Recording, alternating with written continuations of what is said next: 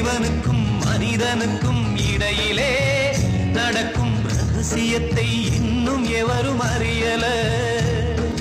பெருகி வரும் மனித குலம் உலகிலே எதற்கு பிறக்குதென்று இதுவரைக்கும் புரியல. ஓ,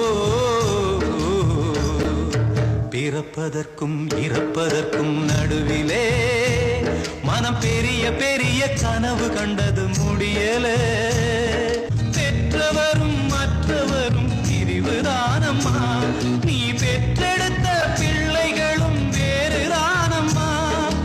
உற்ற பொருள் செல்வம் எல்லாம் சொந்தமேதம்மா, இந்த உலகத்திலே எல்லாம் உனக்கு இரவல் தானம்மா. பிறப்பதற்கும் இறப்பதற்கும் நடுவிலே மனம் பெரிய பெரிய கனவு கண்டது முடியல.